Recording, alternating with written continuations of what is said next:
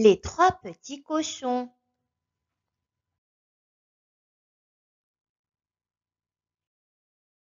Il était une fois trois petits cochons qui vivaient heureux avec leurs parents. Quand ils furent assez grands pour se débrouiller tout seuls, ils quittèrent la maison familiale. Faites attention au loup, leur recommanda leur mère. Il adore dévorer les petits cochons. Le plus grand des cochons conseilla à ses deux frères: construisez une maison solide ou le loup vous mangera. D'accord, répondit le plus petit. Mais le loup, qui n'était pas loin, les entendit et son appétit grandit. Le plus petit cochon construisit une maison en paille tout près de la rivière. Mon frère voulait nous faire peur en parlant du loup, pensa-t-il. Mais cet endroit est tranquille et ma maison est parfaite pour passer la nuit bien à l'abri. Soudain, le loup surgit. Je vais te manger, hurla-t-il en soufflant de toutes ses forces sur la maison de paille qui fut entièrement balayée. Heureusement, le petit cochon était très léger et il fut emporté avec sa maison. Il tomba si loin que le loup ne le retrouva pas. Il atterrit devant la petite maison en bois de son frère, qui le fit entrer en le rassura. Si nous retirons l'échelle, le grand méchant loup ne pourra pas nous attraper. Le loup, qui guettait, riait de toutes ses dents. Ah, ah, c'est ce que nous allons voir. Il s'approcha et donna un grand coup de patte dans la maison en bois, qui s'effondra.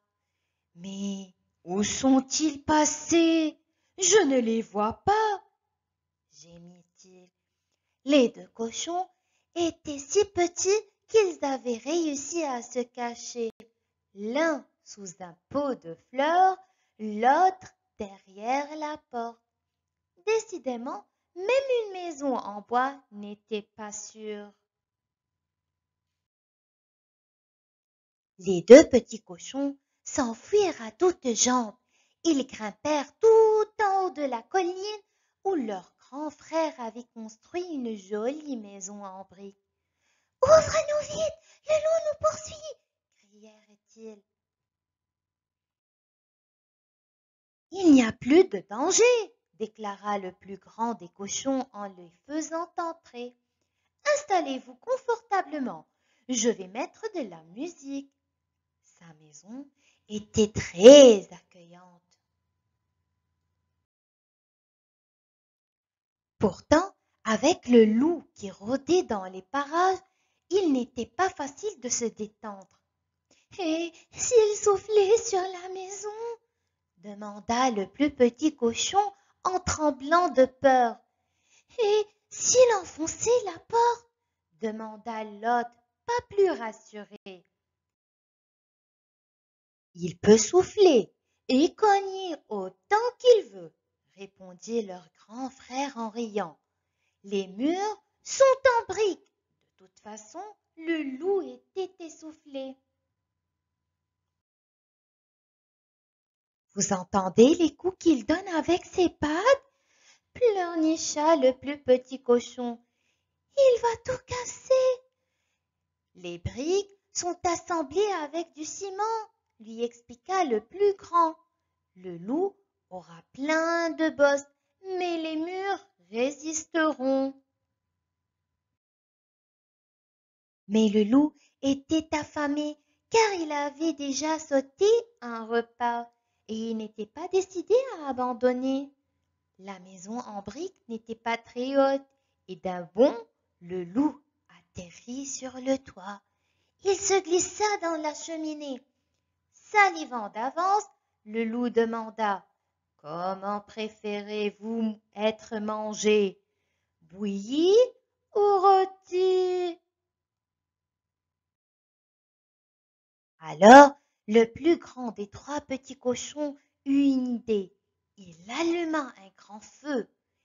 Le loup tomba dans les flammes et se brûla la queue. Ça suffit! Je vais me transformer en rôti! Hurla-t-il en franchissant la porte. Bon appétit! Ricanèrent les trois petits cochons pendant qu'ils s'enfuyaient. Les trois petits cochons étaient si heureux d'être débarrassés du loup qu'ils organisèrent un goûter avec leurs amis. Le plus grand des cochons, qui était un bon pâtissier, prépara des gâteaux et tout le monde se régala.